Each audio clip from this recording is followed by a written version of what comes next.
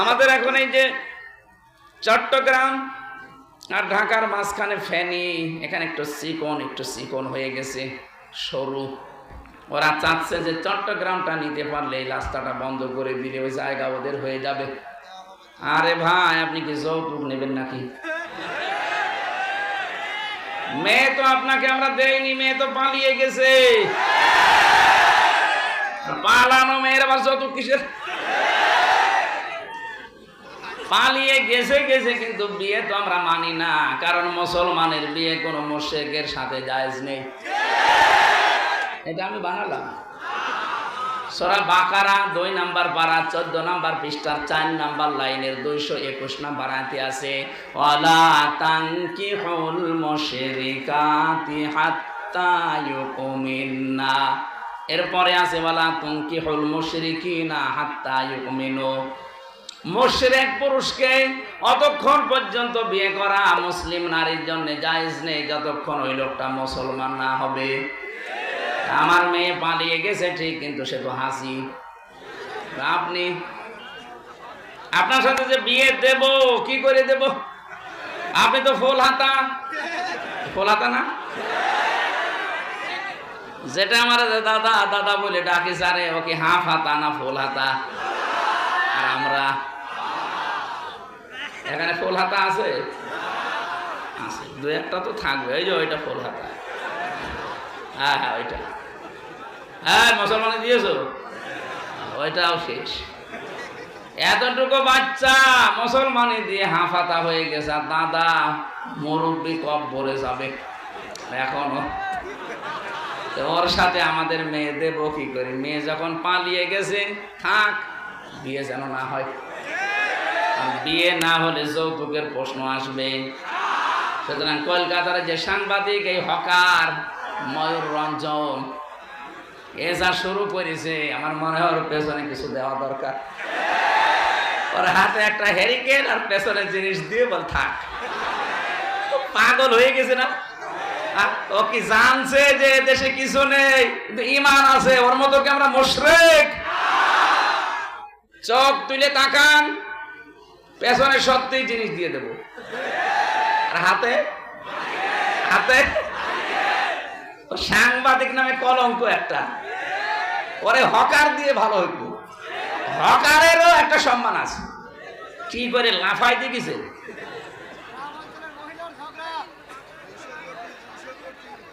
আমরা যেটা বোঝাতে চাচ্ছি, যেহেতু রেকর্ড হচ্ছে, এদেশে যদি একটা মুসলমানও বেঁচে থাকে 1 ইঞ্চি জায়গা ছাড়বেন না। কারণ 1 ইঞ্চি জায়গা আমার মায়ের চাইতে দামি আমার কাছে। কথা বলেন ঠিক কিনা?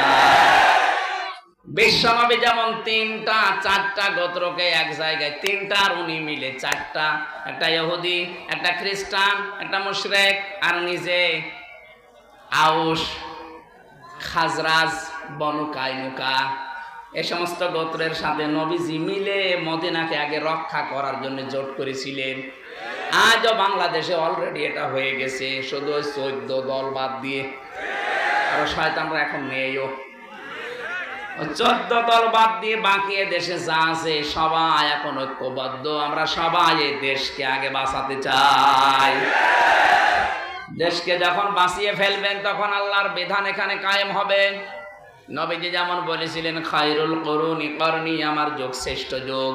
আমরাও বলতে পারবো এই আমার দেশ শ্রেষ্ঠ দেশ। যেটা দিয়ে বলা যায় তার নাম কি? আরো জোরে বলেন। এখানে কোরআনে কারিমের বিধান কায়েম হওয়ার আগ পর্যন্ত এদেশের সুদ থেকে মুক্ত হওয়া 100% সম্ভব না। ঘুষ থেকে আপনি বাঁচতে 100% পারবেন না। কত মানুষের জন্য দেখি হারামি খারাপি কাজ করে করে শেষ বয়সে এসে বলে আমি ভালো হয়ে গেলাম। আপনাকে আল্লাহ ভালো হতে দেবে না। এখানে এক্ষুনি খারাপ কাজ ছাড়া লাগবে, এক্ষুনি। যে যেখানে আছেন, রেকর্ডের এই শুনতে পাচ্ছেন, এই ভিডিও দেখতে পাচ্ছেন লাইভে, এক্ষুনি। কখন? আরো জোরে বলেন, এক্ষুনি। আপনি আগে হারাম কাজ ছাড়েন, আগে অবৈধ ইনকাম বন্ধ করেন।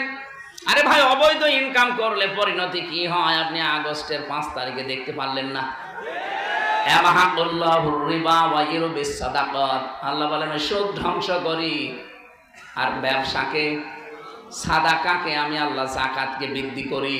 আল্লাহ যে ধ্বংস করে অবৈধ ইনকাম আপনি কিন্তু দেখেছেন। এই সালমান এফ রহমানের দরবেশের কত টাকা কি হয়েছে, এখন মাটিতে শুয়ে থাকা লাগছে। কথা বলেন না কেন? 8 কোটি 10 কোটি 15 কোটি এত টাকা দামের গাড়ি আমি ঢাকায় পড়ে থাকতে দেখেছি। কেউ পরিচয় দিয়ে বলবে যে আমার সে সাহস নেই। 15 কোটি টাকা দিয়ে যে লোকটা একটা গাড়ি কিনতে পারে, আপনি বলেন কি অবস্থা তার, কি হয়েছে টাকা? বাবা শাহজালাল সব হালাল করে নিয়েছিলেন, একটাও টিকাতে পারলেন না। যেন আমরা যেন আর সামনে পাগলামি না করি। কার জন্য কি করবেন? দুনিয়ার জীবন তো একটা ধোঁকা। আল্লাহর কসম, আল্লাহ বারবার এটা আমাদেরকে সতর্ক করছেন। অমাল হায়াতুদ দুনিয়া ইল্লা মাতাউল গুরুর। ও পৃথিবীর মানুষেরা, দুনিয়ার জীবন কিন্তু ধোঁকা। কি বলেন বলেন? আমার স্ত্রী আমার জন্য ধোঁকা। হ্যাঁ, ওকে আমি ভালোবাসি, কিন্তু আমার ওর ভালোবাসা আমার প্রতি এই জন্যে যে আমি আখেরাত ওকে ভালোবেসে তৈরি করে নিতে চাই। আমার সন্তানাদের আমি ভালোবাসি, কিন্তু এই জন্যে বাসি যে এদের দ্বারা আমার আখেরাত যেন আমি তৈরি করে নিতে পারি। আমার মা বাবাকে আমি ভালোবাসি, কিন্তু মা বাবার ভালোবাসা আমার এই জন্যে যেন এদের ভালোবাসার মাধ্যমে আমার আখেরাত তৈরি হয়। এখন যদি দেখি যে এরাই আমার আখেরাতের পথের কাঁটা, ওই রকম মা বাবাকে আমি মানি না, ওরকম স্ত্রীকে আমি মানি না। এই কথা বলছেন এখানে। আপনার যত ভালোবাসার লোক হোক, আল্লাহ গুরুর বলেছে এমনি না। আজকে যদি আপনি মারা যান, আর আমরা যদি বলি যে আপনার স্বামী মারা গেছে, আপনি যে খাটের উপরে থাকেন নিচে তার কবর দিয়ে দেব, আপনার কেমন লাগবে? ও বলবে দরকার নেই, আগে গোরস্থানে নিয়ে যান। এখনই যদি এই কথা বলে, এখানে যারাই আমরা বসে আছি 100 বছর পরে এখানে আর কেউ থাকবেন? সবাই আমরা মাটির নিচে।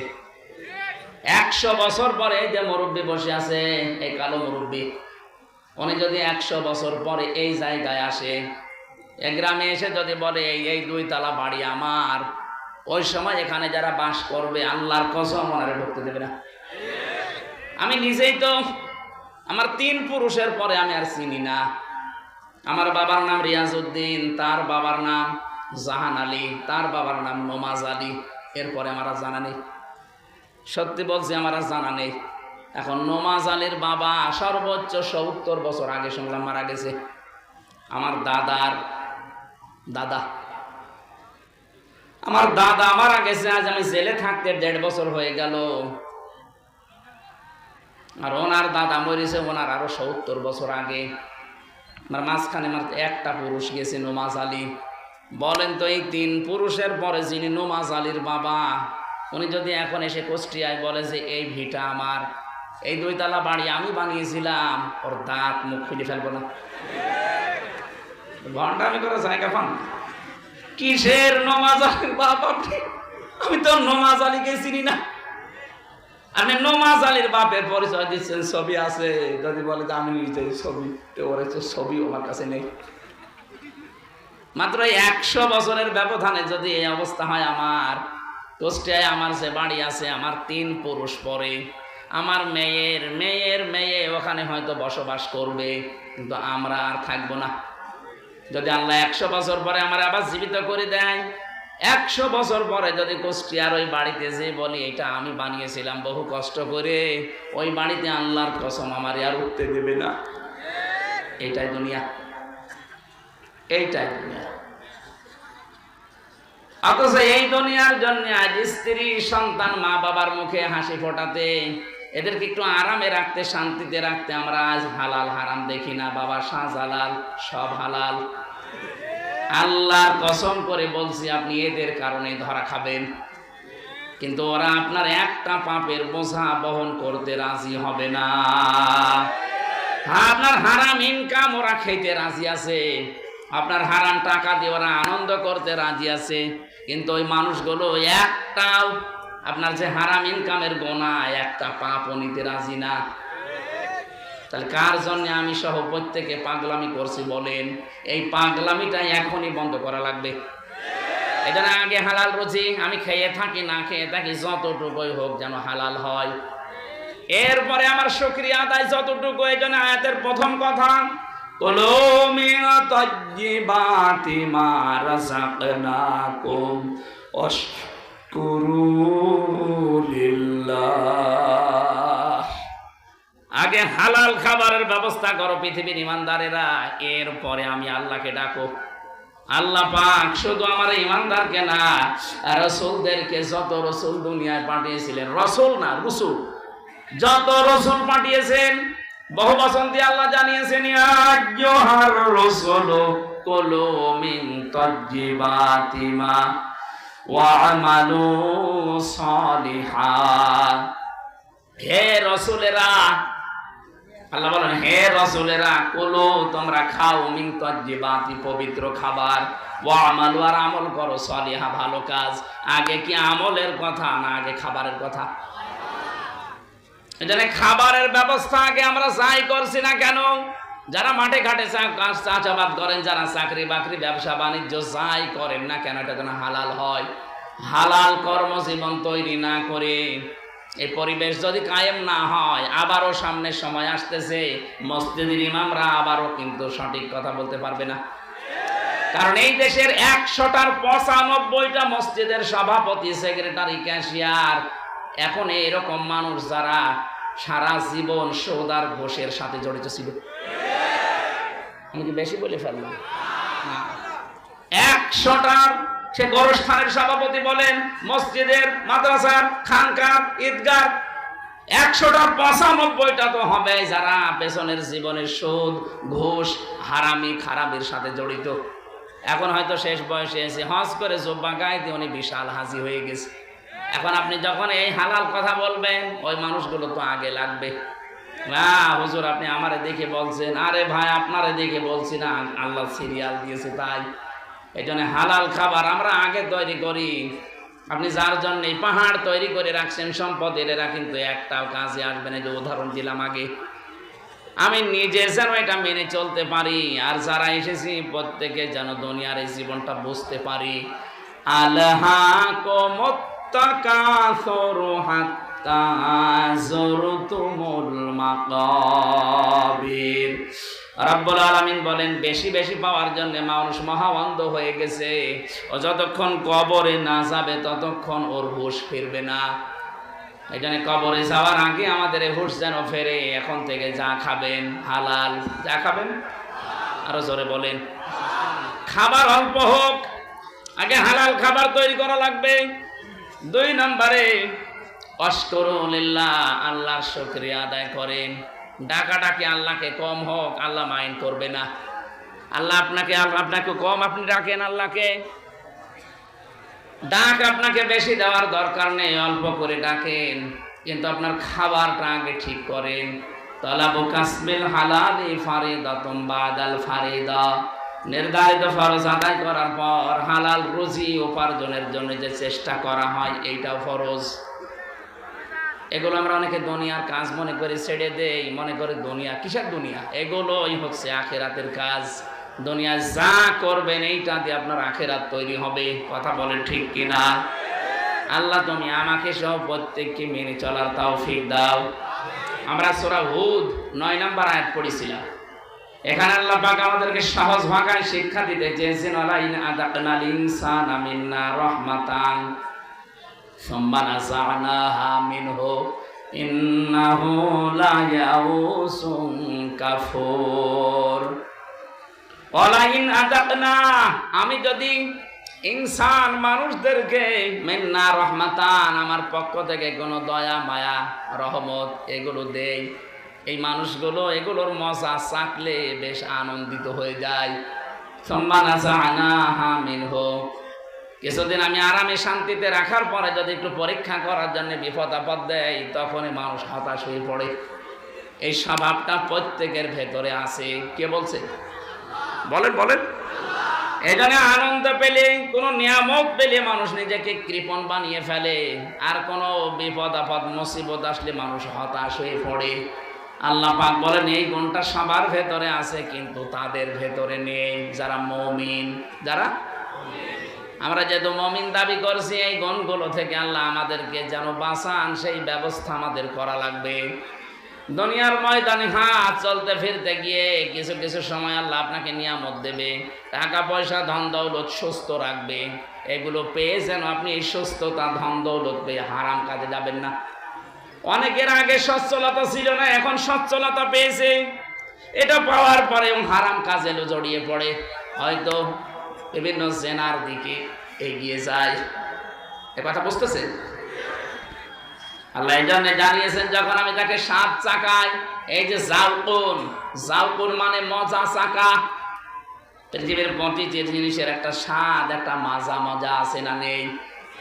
যে জিনিস আপনি দেখবেন, খাবেন, দেখবেন ওর থেকে একটা স্বাদ পাওয়া যায়, মজা পাওয়া যায়। আল্লাহ পাক বলেন, মানুষের যে ঈমান আছে, ঈমানের একটা স্বাদ আছে। মান যাকা তা'মাল ঈমান, মানে রাদিয়া বিল্লাহি রাব্বা ওয়া বিইসলামি দীনা ওয়া বিমুহাম্মাদির রাসূলিল্লাহ সাল্লাল্লাহু আলাইহি ওয়াসাল্লাম নাবিয়্যা ওয়া রাসূলা। রাহু মুসলিম। রব্বুল আলামিন জানিয়েছেন নবীজির মাধ্যমে, এটা আব্বাস রাদিয়াল্লাহু তাআলা আনহু থেকে বর্ণিত। নবীজির চাচা বলেন, ওই লোকটা ঈমানের স্বাদ পেয়েছে যে আল্লাহকে রব পেয়ে খুশি আছে। যে ব্যক্তি ইসলামকে জীবন ব্যবস্থা পেয়ে খুশি আছে, আর যে ব্যক্তি মুহাম্মদুর রাসূলুল্লাহকে নবী এবং রাসূল পেয়ে খুশি আছে, এই তিনটা জিনিস যদি আমাদের ভেতরে থাকে, মাস্ট বি, অবশ্যই আমরা ঈমানের যে মজা, স্বাদ, এটা পাবো। আল্লাহ আমাদেরকে স্বাদ আর ঈমানের মজা পাওয়ার তৌফিক দেন, আমিন। তাহলে নিয়ামত পেলে আমরা যেন গুনার কাজে জড়িয়ে না পড়ি, আর যখন আল্লাহ বিপদ আপদ মুসিবত দেয়, সেই সময় যেন হতাশ হয়ে না পড়ি। সব কিছু স্বাভাবিক রাখবেন। যত বিপদ মুসিবত আসবে না কেন, আমি স্বাভাবিক, আমি অস্থির না, আমি চিন্তিত না, আমি দুঃখিত না, কারণ আমি ঈমান ভেতরে নিয়ে এসেছি, আমি ঈমানদার। আমি তো মুশরিকদের মতো না, ইহুদিদের মতো না, খ্রিস্টানদের মতো না, আমার একটা আলাদা পরিচয় আছে। আমি ঈমানদার, আমি নামাজি, মুসল্লি। এই জন্য আমার ভেতরে হতাশা কাজ করবে না। দুনিয়া একদিকে চলে যাক, বাংলাদেশ যদি ভারত দখল করে না, তারপরে হতাশা আসতে যাবে না, কোনো চিন্তা নেই। দেশ ওইটাও এইটাও সবই আল্লাহর। ওটা যদি ওরা আমাদেরকে নিয়ে নেয়, তখন পুরা দেশটা পাবো। এই দেশের মতো 29টা দেশ, তখন আর ভিসা লাগবে না, পুরা দেশে আল্লাহর কালেমা ছড়াতে পারবো। কথা বলে না কেন? আমরা জানি যে ওরা এত পাগলামি করবে না, কারণ ওরা জানে যে এখানে 18 কোটি মুসলমান বাস করে। যদি আমরা সব এক করে নেই, শেষে নিজের পায়ে নিজে কোড়াল মারা হবে। এমনি যে হারে মুসলমান হচ্ছে, শুধু কোরআন শরীফ তুলে দেব। সেদিন যশোরের এক কলেজের অধ্যাপক, বিসিএস ক্যাডার, ওরে বলেছিলাম যে স্যার, আপনি শুধু আমাদের ধর্মীয় গ্রন্থ বুঝে পড়বেন 3 মাস, আপনাকে আমি মুসলমান হওয়ার জন্য বলি না। 3 মাস পরে দেখি লোকটা নিজেই কোরআন পড়ে মুসলমান হয়ে গেছে। এখানে দাদারা যে ষড়যন্ত্রের জাল বুনিয়েছেন, যে জাল পাততেছেন, বন্ধ করেন, নাই তো নিজেরাই দেখবেন কখন অশান্তে মুসলমান হয়ে গেছেন। কয়জনকে ঠেকাবেন আপনি? আমি 17, 18, 19, 20 এই 4 বছর ভারতের বহু রাজ্যে ঘুরেছি, যেখানেই গেছি কম বেশি মুসলমান হয়ে গেছে। আরে ভাই, সময় তো পাচ্ছি না এখন যেতে। যখন এক হয়ে যাব, তখন তার ভিসা লাগবে না, দাদার আর বর্ডারে বাধাও দেবে না। সব এক দেশ, এক এক প্রদেশে যাব, একবারে 5,000 মুসলমান হয়ে যাবে। ঠেকা এবার। আমি জানি দাদার এই পাগলামি করবে না, কিন্তু ভয় দেখাচ্ছে। ওরা ভয় দেখালেও আমরা যেন ভয় না পাই, আমরা স্বাভাবিক। আমরা আল্লাহ আমাদেরকে এই মাঝে মাঝে নিয়ামত দেবে, মাঝে মাঝে পরীক্ষা করবে। আমরা যেন হতাশ হয়ে না পড়ি, এই কারণে আল্লাহ আমাদের পরীক্ষায় উত্তীর্ণ হওয়ার তৌফিক দিন, আমিন। আমি আজকে আর চালাতে পারছি না, পর্যন্ত আর একটা আছে, 5টা চলছে। আমার তো আবার বেঁচে থাকা লাগবে, তারপরও আপনাদের কথা রাখতে গিয়ে আমার বাড়িতেও রাগারাগি করছে ম্যাডামে। আমার বাবা মাও আজকে খুব গরম দিয়েছে, বলছে এটাই করে বেড়াও, তোমার আর দরকার নেই আমাদের। বাবা আমারও হক আদায় করতে পারছি না, ম্যাডামেরও হক আদায় করতে পারছি না। ম্যাডামও আজকে খুব গরম দিয়েছে। আজকে স্বেচ্ছাসেবকরা ব্যাগ নিয়ে যাচ্ছে কবরস্থানের জন্য। এখন কালেকশন হয় এত রাতে। আপনারা টাকা পয়সা যারা এনেছেন, আমি আশা করছি আপনারা দিয়েছেন, দেয়নি এরা, আবার কবার মানুষ কালেকশন করে। যারা একেবারে আর দেননি তারা দিয়ে দেবেন ভাই। আমরা চালাতে পারলাম না, এখন বাজে 12টা 40 আর 20 মিনিট আছে, ওখানে যে আবার 20 মিনিটে একটাই ওঠা লাগবে। আল্লাহুম্মা আমিন। আল্লাহুম্মা রাব্বিরহামহুমা কামা রাব্বায়ানি সাগীরা। আল্লাহ তাআলা এই বিশাল খেদমতে যারা আঞ্জাম দিল কোরআনের প্রচারে, এলাকার মানুষগুলোকে কোরআনের জন্য তুমি কবুল করে নাও। প্রায় 1.5 কিলোমিটার এরা সাজিয়েছে, নিজেদের বাড়ি ঘর এরা তো সুন্দর করে সাজায় না। কোরআনে কারিমের জন্য যারা এত কষ্ট করেছে, এত বিউটিফাই করেছে, এদের জীবন তুমি বিউটিফাই করে দাও। যত মানুষ গোরস্থানে ঘুমিয়ে আছে, আল্লাহ গোরস্থানের মানুষগুলোকে তুমি জান্নাত দিয়ে দাও। আল্লাহ আমাদেরকে তুমি নিয়ামত দিয়ে পরীক্ষা করবা, বিপদে ফেলেও পরীক্ষা করবা। যে অবস্থায় থাকি না কেন, সর্ব অবস্থায় যেন বলতে পারি ইন্না লিল্লাহি ওয়া ইন্না ইলাইহি রাজিউন।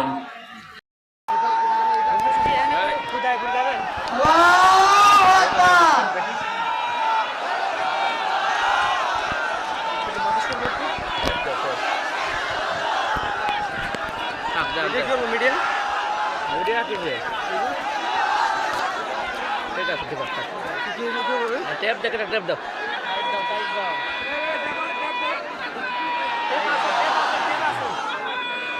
দাও দাও দাও, কত না কারো কাছে এগুলো দিয়েছে, কিভাবে দিয়েছে? দাও দাও দাও দাও দাও।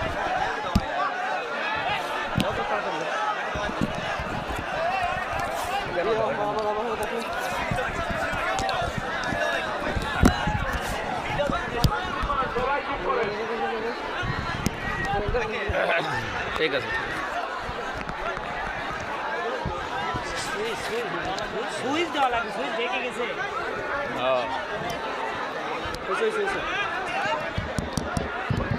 আসসালামু আলাইকুম ওয়া রাহমাতুল্লাহি ওয়া বারাকাতুহু।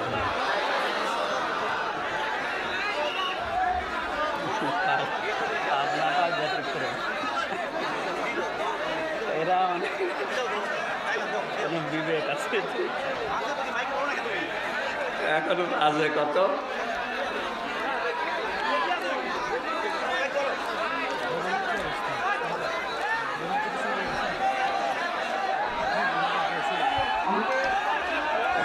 প্রধান অতিথি সুলতান আহমেদ, আমাদের দশমন্দির গ্রামের দুই সভাপতি, মসজিদের সভাপতি এবং গোরস্থানের সভাপতি। আরে ভাই দেন, এনারা তাড়াতাড়ি দেন, আমাদের পরে পরে দিন।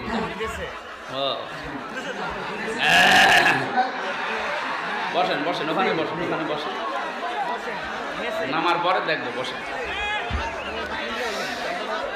ইন্নাল হামদালিল্লাহি ওয়াস সালাতু ওয়াস সালামু আলা রাসূলিল্লাহ। আম্মা বা'দু ফাআউযু বিল্লাহি মিনাশ শাইতানির রাজীম। বিসমিল্লাহির রহমানির রহিম।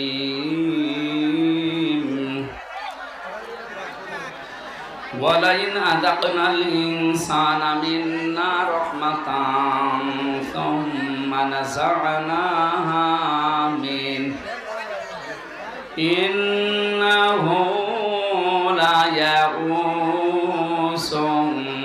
কাফুর।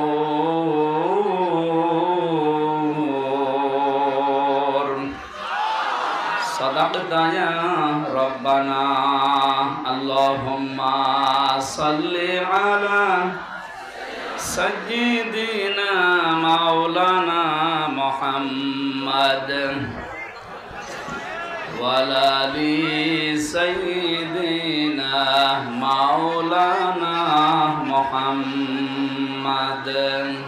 আলহামদুলিল্লাহ, পাবনা জেলার সাথিয়া থানার অন্তর্গত যশ মন্ত দলিয়া কেন্দ্রীয় জামে মসজিদ ও কবরস্থানের উন্নয়ন কল্পে ৫৬তম ঐতিহাসিক তাফসীরুল কোরআন মাহফিলের স্বনামধন্য সভাপতি জনাব আলহাজ মহিউদ্দিন মাস্টার, জনাব আব্দুল গফুর মোল্লা, মাহফিলের প্রধান বক্তা ইসলামিক চিন্তাবিদ মুফাসসিরে কোরআন শ্রদ্ধাভাজন বড় ভাই জনাব মাওলানা আব্দুল হাই মোহাম্মদ সাইফুল্লাহ, আতালাল্লাহু উমরাহু ওয়া বারাকাল্লাহু ফি হায়াতি, বলেন আমিন। আলোচনা রেখেছেন মাওলানা হোসেন মাহফুজ চুয়াডাঙ্গা, মাওলানা মোজাম্মেল হক, অন্যান্য উলামায়ে কেরাম, মঞ্চে বসা সম্মানিত ব্যক্তিবর্গ, সামনে বসা মুসলমান ভাইরা, পর্দার আড়ালের সম্মানিত মা এবং বোনেরা, প্রাণ প্রিয় পাবনাবাসী। এই একটাই মাত্র জেলা বাংলাদেশে আছে, এদের কোনো ভাবনা নেই। ভাবনা না থাকলে হবে, ভাবনা থাকা লাগবে। আল্লাহ পাক বলেন আফা হাসিবতুম আন্নামা খালাকনাকুম আবাসা, তোমরা কি মনে করো যে এমনি এমনি আল্লাহ তোমাদেরকে বানিয়েছে, অনর্থক কোনো কাজ কাম নেই, কোনো উদ্দেশ্য নেই। ওমা খালাকনাস সামাওয়াতি ওয়াল আরদা ওয়া মা বাইনাহুমা বাতিলা যালিকা যান্নুল্লাযিনা কাফারু ফাওয়াইলুল লিল্লাযিনা কাফারু মিনান নার। আল্লাহ তাআলা জানিয়েছেন এই আকাশ আর জমিনে যা আমি বানিয়েছি একটা অনর্থক না, এমনি এমনি কিছু বানায়নি, প্রত্যেকটা জিনিসের পেছনে কোনো কারণ আছে। শুধু কাফেররাই ধারণা করে যে কোনো উদ্দেশ্য না, এমনি বানিয়েছে না। এই 15.5 বছরে যারা ছিল তারা যেমন এমনি ছিল, এভাবে কোনো কারণে না, এমনি। আপনি দেখেছেন না, নির্বাচিত হয়েছি এই ঘোষণা দিত তারা, যে নির্বাচিত হয়েছে মিছিলও বের করত। অথচ নির্বাচিত হওয়া লাগে যে পদ্ধতিতে, তার নাম নির্বাচন। তার নাম কি? 15.5 বছরে তো নির্বাচনই হয়নি, তে আপনি নির্বাচিত হইলেন কি করে? এই জন্যে পেপারে, পত্রিকায় বা হ্যান্ডবিলে যদি কারো নাম 8 সাল থেকে 24 সাল পর্যন্ত যারা নির্বাচিত বলে দাবি করে, এরা যদি লেখেন যে আমি সাবেক এমপি, সাবেক মন্ত্রী, সাবেক মেয়র, সাবেক উপজেলা চেয়ারম্যান, আমার মনে হয় এটা বলা ঠিক না, এটা জায়েজও না। আপনি এতটুকু লিখতে পারেন যে সাবেক চোর, এতটুকু লেখা যায়। যেহেতু আপনি চুরি করেছিলেন এই কারণে এতটুকু লিখতে পারেন যে সাবেক চোর বা সাবেক ডাকাত, এতটুকু। যে কোনো একটা জিনিস তো ডাকাতি করেছিলেন, হয় ভোট ডাকাতি করেছেন না জনগণের সম্পদ ডাকাতি করেছেন, কথা বলে না কেন? এটা নিয়ে এই সমস্ত বিষয়গুলোর সামনে যারা বিশেষ করে 8 থেকে 24 এই কয়েকটা নির্বাচনে যারা নির্বাচিত হয়েছে বলে দাবি করেন, যা ছিল যেহেতু সবই অবৈধ, সুতরাং আপনিও অবৈধ। আমরা সামনে এরকম কোনো মানুষের নাম পেলে, পত্রিকায় যদি আসে, হ্যান্ডবিলে আসে, আপনি ভালো করে পোস্টারে লিখে দেবেন যে সাবেক অবৈধ চোর। চোরও অবৈধ, চুরিও করবে জায়েজ পন্থায়, সেভাবেও করেননি। সুতরাং আল্লাহ আমাদেরকে কিন্তু এমনি এমনি আন্দাজে অনর্থক বানায়নি। ভাবনা ছাড়া পাবনার মানুষ চলতে পারবে? আর ভাবনা, চিন্তা ভাবনা করে চলা লাগবে সামনে। ওমা খালাকতুল জিন্না ওয়াল ইনসা ইল্লা লিয়াবুদুন। মানুষ আর জিন আল্লাহ বানিয়েছেন একটা উদ্দেশ্য নিয়ে, সেটার নাম ইবাদত। তার নাম কি? আল্লাহ আমাদেরকে ইবাদত করার জন্য যেহেতু বানিয়েছেন, আমরা আল্লাহর বান্দা হয়ে ইবাদত করব, এই নিয়তে যারা এসেছি বলেন আলহামদুলিল্লাহ। আপনারা তো ওয়াজ সব শুনেই ফেলেছেন, বড় ভাই পরে আমার কথা শুনবে। আপনারা ওয়াজ যেহেতু শুনে ফেলেছেন, আমরা কোরআনে কারীম থেকে তাফসীরুল কোরআন মাহফিল লেখা দেখলাম। আমরা তাফসীর আকারে সূরা হুদ থেকে মাত্র একটা আয়াত পড়েছি, আয়াত নাম্বার 9। এরা কথা বলে কেন? কি আসছে? আপনি একটু পিছিয়ে বসেন তো ভাই, হয়েছে? ঠিক আছে। এই কলে জানার কারণ ডিস্টার্ব না হয়, আপনি একটু পিছিয়ে বসেন, একটু পিছিয়ে বসেন। হ্যাঁ, ঠিক আছে। দূরে তো, ঠিক আছে। সুস্থ মানুষ যান, দোয়া করবে। আপনারা জানেন উনি অ্যাক্সিডেন্ট করেছিল কিছুদিন আগে, এখনো স্বাভাবিক হতে পারেনি, অসুস্থ। তারপরও আপনাদের এখানে প্রায় 2 ঘন্টা মতো যারা কথা বলেছেন, আল্লাহ রাব্বুল আলামিন ওনাদের কথাগুলো আমাদের প্র্যাকটিক্যাল লাইফে আমল করার তৌফিক যেন দান করেন। আমরাও পারি না, আপনারাও ছাড়েন না, আল্লাহু আকবার। সেরকম হয়ে গেছে, আজকে 4টা চলছে আর একটা আছে। এটা শুধু পাবনা জেলায় মনে হয় এই নিয়ম আছে, বাংলাদেশে আর সাতক্ষীরায় আছে। তাছাড়া বাংলাদেশে আর কোনো জেলায় আমি পাইনি যে সারা রাত এসব করা লাগবে। কোরআনের পাখি শহীদ আল্লামা দেলাওয়ার হোসাইন সাইদি রহমতুল্লাহ আলাইহি ওনার চাইতে বড় বক্তা নাকি আমরা? বলেন। ওনারা কথা বলতেন সর্বোচ্চ রাত 9টা 9:30 শেষ হয়ে যেত, আর আমাদের মানে 11টা 12টা না হলে নাকি ওয়াজই ছাটে না। এই নিয়মটা পাল্টাতে হবে। আগামী থেকে আপনারা মাহফিল আমি তো কমিয়ে দেব, সামনে এত মাহফিল আর নেব না, কমিয়ে দেব। এক এক জেলায় হয়তো সর্বোচ্চ 2টা 3টা করে দেওয়া লাগবে। সারা বাংলাদেশ যেহেতু যাওয়া লাগে, আর আমাকেও বেঁচে থাকা লাগবে, পরিবারে সময় দেওয়া লাগবে। 3টা বছর তো পরিবারে সময় দিতে পারিনি, ভেতরে ছিলাম। এই জন্যে সামনে থেকে একটু লিমিট করে নেওয়া লাগবে, শরীরও পারছে না। আল্লাহ আজকে যখন নিয়ে এসেছেন এই সাথিয়ার ময়দানে, এটা শহীদ মতিয়ার রহমান নিজামীর এলাকা, ওনার বাড়ি এখানে না? আল্লাহ তাকে শাহাদতের সর্বোচ্চ মাকাম যেন দান করে। আমি 21 তারিখে, জানুয়ারি মাসের 21 তারিখে সামনে পাবনা দারুল আমান ট্রাস্ট শহীদ মাওলানা আব্দুস সোবহান রহমতুল্লাহ আলাইহি, ওনার ওখানে যাব। আপনাদেরকে দাওয়াত দিতে বলেছি, আমরা দিয়ে গেলাম। যদি এত দূর থেকে যেতে পারেন, ওখানে দেখবেন এশার নামাজ পড়েই তুলে দেবে। রাত 7টায় বাজতে যদি নামাজ শুরু হয়, 7:30টার ভেতরে প্রধান বক্তা তুলে দেবে। 8টা 9টায় মাহফিল শেষ। ওরা বলে যে নাকি যে সারা দেশের মানুষের স্লোগান যে মানুষ আসে না। মানুষ আসবে না মানে? পাবনা দারুল আমান ট্রাস্টের চাইতে আপনার মাহফিল বড় নাকি? সেখানে মানুষ যায় কি করে? আমরা নিয়মই বানিয়ে ফেলেছি এইটা, যেন আগামী থেকে এই নিয়মটা পাল্টাবেন। কত মানুষ এখন ফজরের নামাজ পড়বে না জানেন? অনেকে এশার নামাজও পড়েনি, নিয়ত করে আসে যে ফজরও পড়বো। ওয়াজ করেন, ওয়াজ শুনতে ভালো লাগছে। আরে ভাই, ওয়াজ যে করবো কি দিয়ে করবো? যেটা দিয়ে ওয়াজ করবো ওইটাই যদি না হয়, তো আপনি ওয়াজ শুনি করবেন কি? এই জন্য অন্তত ফজরের নামাজ যেন আমি সহ কারো কামাই না হয়। কি কথা বলে না কেন? এই নিয়ত করা যাবে না। আজকে যদি আপনি টের নাও পান, তাও নামাজ জামাতে পড়া সওয়াব পেয়ে যাবেন ইনশাআল্লাহ। এই জন্য সুস্থ থাকতে যারা আল্লাহর ইবাদত করে, এ মানুষগুলো যখন অসুস্থ হয়ে যায়, নবীজি জানিয়েছেন অসুস্থ যদি কেউ হয়ে যায়, সুস্থ থাকতে যে ইবাদতের ধারাবাহিকতা ছিল, অসুস্থ হয়ে গেলে ওটা চলতেই থাকে। আমি এখন সুস্থ অবস্থায় যদি 1000 বার আল্লাহর নাম উচ্চারণ করি, আস্তাগফিরুল্লাহ পড়ি, অসুস্থ হয়ে আর পড়তে পারলাম না, যতদিন বিছানায় পড়ে থাকবো, যদি একেবারে জীবনের শেষ দিন পর্যন্ত আমি অসুস্থ থাকি, যেহেতু আমি কন্টিনিউ করতাম, এই সারা জীবন এখন আমার এই ইবাদতটা চালু থাকবে। জোরে বলেন আলহামদুলিল্লাহ। তাহলে এরকম কিছু কিছু কাজ আমাদের করা দরকার, যেন জারি থাকে নাকি বলেন। তাহলে আমাদেরকে আল্লাহ যেহেতু ইবাদতের জন্য তৈরি করেছেন, তার উদ্দেশ্য এটা। আল্লাহ রাব্বুল আলামিন আমাদের আদি পিতা হযরত আদম আলাইহিস সালামকে, এরা কি মানুষ না কলেরা? কি কথা বলেন কেন? কলেরাই হবে।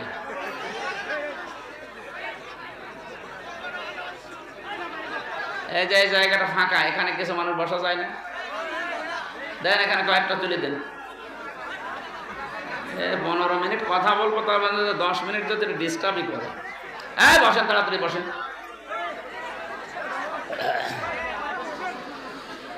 সুবহানাল্লাহ। ভাবতেন আওয়াজ কানে লাগবে, কানে আওয়াজ লাগবে না, এটার সাথে বলা বসে যাবে। সুবহানাল্লাহ, আলহামদুলিল্লাহ, লা ইলাহা ইল্লাল্লাহ, সুবহানাল্লাহ, আলহামদুলিল্লাহ, সুবহানাল্লাহ, আলহামদুলিল্লাহ, লা ইলাহা ইল্লাল্লাহ, লা ইলাহা ইল্লাল্লাহ, মুহাম্মাদুর রাসূলুল্লাহ। পাবনাবাসী, আমাদেরকে আল্লাহ যেহেতু ইবাদতের জন্য বানিয়েছেন, ইবাদতটা আগে আমাদের জানা লাগবে যে ইবাদতটা কি। কোরআনে কারিমে আল্লাহ পাক এই পৃথিবীতে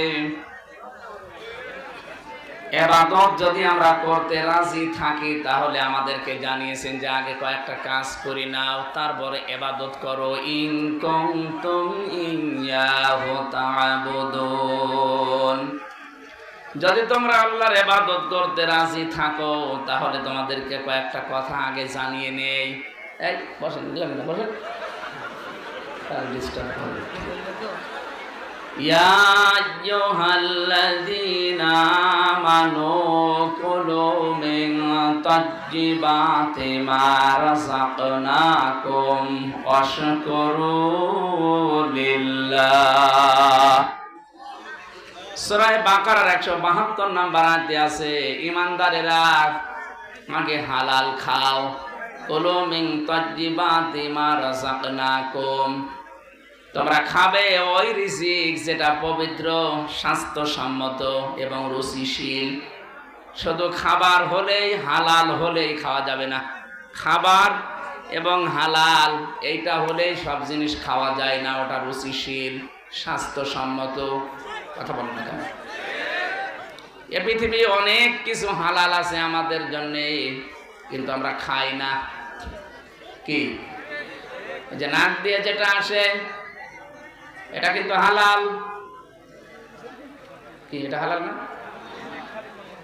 আপনি কথা বলছেন না কোন কারণে? এটা হালাল না? এটা হালাল না মনে হয়। বলেন নাক দিয়ে যেটা আসে এটা কিন্তু হালাল। এটা হালাল কিনা বলো? কেউ যদি এখন পিরিজে করে বলে ভাই মাখন মনে করে খান, খাবেন কেন? এটার রুচিতে নেয় না। কথা বলেছেন। এটা হালাল হলেই খাওয়া যাবে না, এটা রুচিশীল হওয়া লাগবে, স্বাস্থ্যসম্মত হওয়া লাগবে, পবিত্র হওয়া লাগবে, হালাল হওয়া লাগবে। এটা আল্লাহ আগে জানিয়েছেন যে ইবাদত করতে যদি তোমরা রাজি থাকো তাহলে তোমাদেরকে বলছি কুলু মিন তাজ্জিবাতি মা রাযাকনাকুম ওয়াশকুরু লিল্লাহ। আমি আল্লাহর শুকরিয়া আদায় পরে আগে হালাল রুজির ব্যবস্থা করো। অনেক মানুষ এদেশে আমরা দেখতে পাচ্ছি সারা জীবন হারাম ইনকাম করে করে পাহাড় জমায়, শেষ বয়সে একবার হজ করে উনি আল্লাহর ওলি হয়ে এখন শুকরিয়া আদায় করছে না। আপনি আগে হালাল খাবারের বন্দোবস্ত করেন।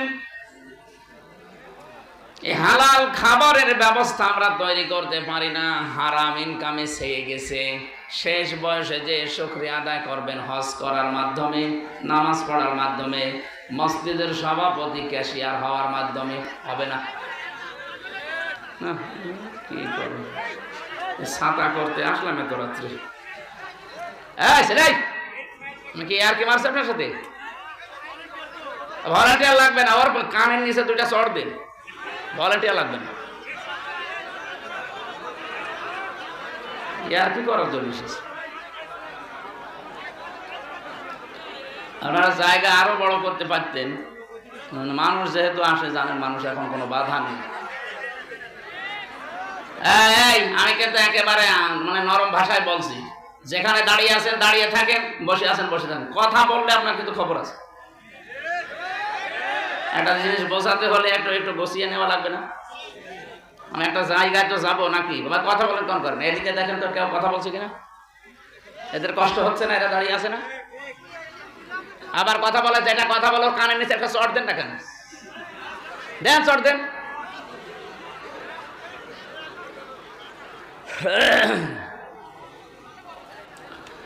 পাবনাবাসী, আমি যেটা বোঝাতে চাই এ পর্যন্ত এসে, আজ বাংলাদেশে এই 53 বছর আমরা দেখতে পাচ্ছি বহু মানুষ ইনকামের এই বিষয়টা গুরুত্ব দিতে চায় না। বাবা শাহজালাল, মদের কাছে কুত্তা বিড়াল সব হালাল, এই থিওরি নিয়ে ঘুষ যত রকমের আছে সব উনি খাচ্ছে। শেষ বয়সে এসে একবার হজ করে উনি মনে করছে আমার আর কোনো অসুবিধা নেই। না, এই জন্য আল্লাহ শুকরিয়া আদায় করবেন। আল্লাহর যদি ইবাদত করতে ইন দিয়েছেন, শর্ত লাগিয়েছেন, যদি ইবাদত করতে আপনি রাজি থাকেন, আপনাকে আল্লাহ জানিয়েছেন আগে হালাল খাবারের বন্দোবস্ত করেন। তো সেই পরিবেশ কি বাংলাদেশে এখনো গড়ে উঠেছে? বলেন। এই জন্য তো দিন কায়েম করা দরকার। এটা নিয়ে যদি আমরা সবাই আজ একমত হয়ে যেতাম যে দিন কায়েম না করলে হালাল রুজি উপার্জন করা সম্ভব না, কারণ যতদিন এদেশে দিন কায়েম হবে না ততদিন যাকাত ভিত্তিক অর্থনীতি রাষ্ট্রীয়ভাবে কায়েম হবে না। আর যাকাত যতদিন এদেশে রাষ্ট্রে না আসবে, আল্লাহর কসম এদেশে যেই বাস করবে, ডাইরেক্ট হোক আর ইনডাইরেক্ট হোক, ও সুদখোর। আপনি কি মনে করছেন এই টুপিটা দেখতে অনেক সুন্দর লাগছে, এর ভেতরে সুদ আছে? প্রশ্ন আসতে পারে, হুজুর আপনি সুদ দিয়ে টানা, আমি সুদ খাই না, কিন্তু এই টুপিটা যে ফ্যাক্টরিতে বানিয়েছে ওই মালিক ব্যাংক থেকে লোন নিয়েছে। কথা বলে না কেন? এদেশের যে সিস্টেম, আপনি অর্থনৈতিকভাবে যদি সত্যি যাকাত এদেশের সরকারিভাবে কায়েম করতে না পারেন, এই জন্য নামাজের কথা আল্লাহ যেখানে দিয়েছেন সঙ্গে সঙ্গে দিয়েছেন যাকাতের কথা। তো এইটা কি ওয়াজ করে কায়েম করা যায়? কি লাগে? ক্ষমতা লাগে। কি লাগে? এই ক্ষমতা। এই জন্যই তো ইসলামকে নিয়ে যাওয়া লাগবে, যেন যাকাত সরকারিভাবে কায়েম করতে পারে। আর এটা ওখানে কায়েম হয়ে গেলে দেশের প্রত্যেকটা মানুষ তখন হালালকে হালাল, হারামকে হারাম জানার পরে ছেড়ে দিতে পারবে। আর এইটাই আমরা চাই। আমরা যারা সত্যিই ইসলাম মেনে চলি, আল্লাহর কসম এদেশে একামতে দিনের দায়িত্বে যারা আছে, ওদের মনের কথা, ওদের জ্ঞানের কথা এইটাই, কোনোদিন তারা এটা চায় না যে আমরা ক্ষমতায় বসে থাকবো না। আমরা ক্ষমতাকে আল্লাহর আখিরাতে জান্নাতের একটা মাধ্যম বানিয়েছি, কারণ আমরা হালালকে হালাল, হারামকে হারাম এটা প্রমাণ করতে হলে ক্ষমতা লাগবে। কারণ এমন এমন জায়গা আছে সেখানে ওয়াজে হয় না, সেখানে কোরআন শরীফ হাদিস শরীফের আইনগুলো বাস্তবে প্রয়োগ করা লাগে। নবীজিকে এজন্য যেদিন তিনি হিজরত করবেন সেদিন শিখিয়েছিলেন, আকুর রব্বি আদখিলনি মুদখালা সিদকি ওয়া আখরিজনি মুখরাজা সিদকি ওয়াজআল লি মিন লাদুনকা সুলতানান নাসীরা। আল্লাহ পাক বলেন, হে নবী এই দোয়া আমার কাছে করেন, আল্লাহ তুমি এই ঘর থেকে বের করে দিলে নিরাপদে বের করে দিও, রাস্তায় যেন কোনো বিপদ আপদ না হয়।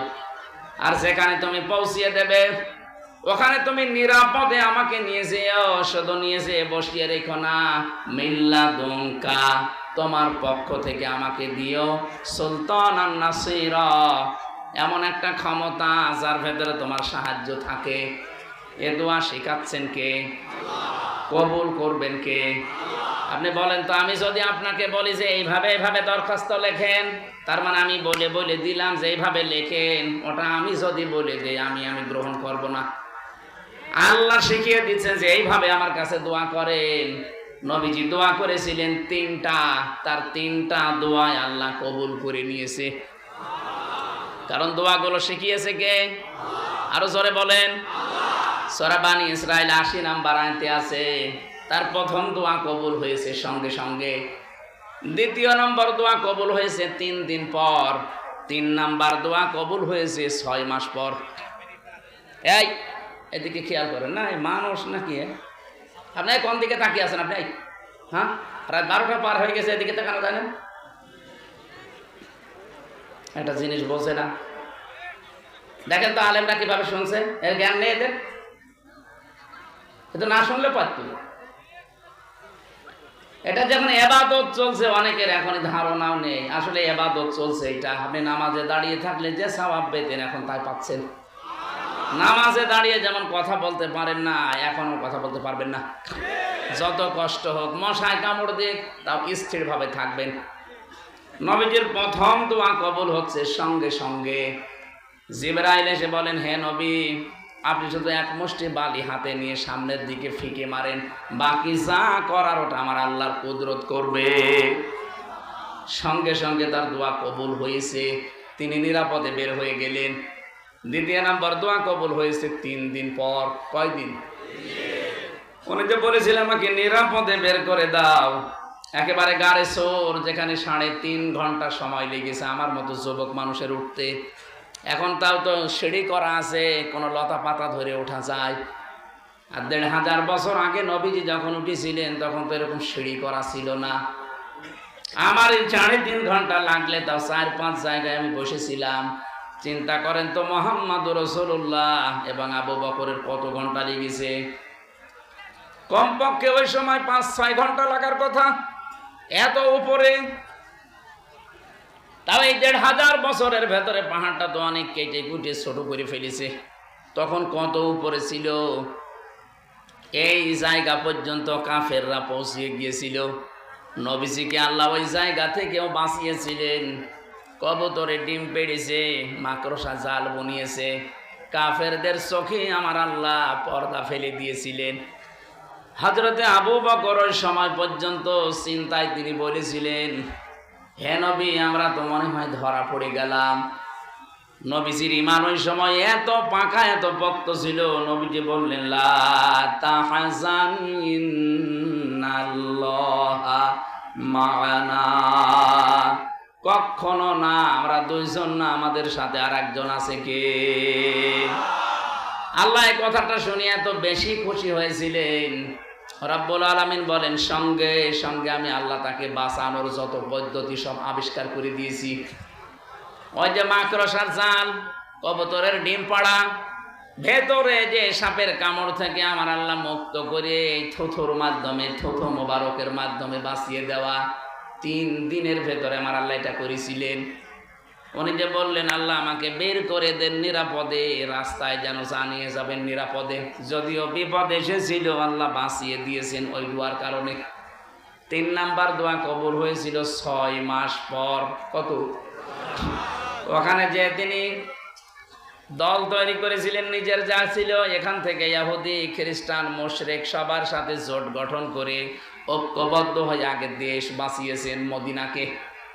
বহির্শত্রু থেকে আমরা সবাই মদিনাকে বাঁচাতে চাই, এজন্য আমরা সবাই এক। হয়তো ধর্ম আমাদের আলাদা আলাদা, কিন্তু দেশ আমাদের সবার। আমার মনে হয় সেই সময় এখন বাংলাদেশে চলছে। ধর্ম আমাদের আলাদা আলাদা থাকতে পারে, দলীয় মতবাদ আলাদা থাকতে পারে, কিন্তু দেশের জন্য এখন সবাই এক। আগ্রাসন যেটা চলছে ভারতের, এটা বন্ধ হওয়ার জন্য একমাত্র পদ্ধতি আমাদের এক হওয়া লাগবে, তাছাড়া উপায় নেই। প্রশ্ন আসতে পারে, ওদের 120 কোটির উপরে মানুষ আর আমাদের শুধু 18 কোটি, তাতে কি? ওদের একটা জিনিস নেই, ঈমান। এইটা না থাকার কারণে ওদের সবচাইতে বেশি ভয় মরণের। ওয়ালা তাজিদান্নাহুম আহরাসান নাসি আলা হায়াতি ওয়া মিনাল্লাযিনা আশরাকু। সূরা বাকারার ভেতরে আল্লাহ বলেন, হে নবী, অবশ্যই আপনি দেখতে পাবেন এই পৃথিবীতে যারা মুশরিক, তারা সবচাইতে বেশি, তাদের কাছে সবচাইতে লোভনীয়, সবচাইতে আকর্ষণীয় তাদের জীবনটা। ওরা সবচাইতে বেশি ভয় পায় মরণকে। এই জন্য ওদের মরণ হবে এরকম কোন রাস্তা যদি একটু খুলে দেওয়া যায়, দেখবেন থেমে যাবে। শুধু একটু ঘোষণা দিয়েছিলাম যে আমরা ওই দেশে আর চিকিৎসা নিতে যাব না, কান্নাকাটি শুরু করে দিয়েছে। কারণ ওরা জানে যে বাংলার মানুষ যদি না আসে, ওদের হোটেল চলবে না, ওদের চিকিৎসা চলবে না। এই জন্য আমরা আহ্বান জানাবো, দাদাদের দেশে যাওয়ার দরকার নেই, ও মুশরিকদের। অন্য যেগুলো দেশ আছে, মুসলিম হোক অমুসলিম হোক, সেখানে যান।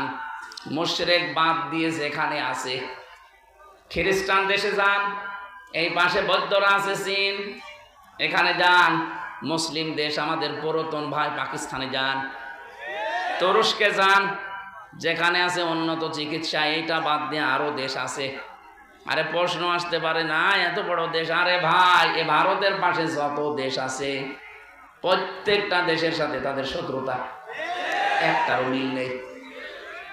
ওদের সাথে ভুটানের মিল নেই, নেপালের মিল নেই, ওদের সাথে শ্রীলঙ্কার মিল নেই, আফগানিস্তানের, পাকিস্তানের, চীনের, মায়ানমারের একটার সাথে ওদের মিল নেই। ওর পাশে যতগুলো রাষ্ট্র আছে সব যদি ভারত ছাড়া চলতে পারে, আমরাও চলতে পারবো, কোনো অসুবিধা নেই। ভারত না, আমাদের শুধু পাকিস্তান থেকে ওরা চিনি পাঠিয়েছে, এই জন্য ওদের মাথা খারাপ হয়ে গেছে। কারণ যে ব্যবসা করে খাবে, তারপরে তো বাঁচবে। যেই দেখছে আমাদের ব্যবসা বন্ধ, মরে যাবো, তখন পাগল হয়ে গেছে। এই জন্য মুশরিকরা সব চাইতে বেশি ভয় পায় জীবনকে। জীবন একটু কেটে ফেলবেন, দেখবেন ওরা পাগল হয়ে যাবে। আর আমাদের ইমান যাদের আছে, 20 কোটি মুসলমানই আমাদের ইমানদার।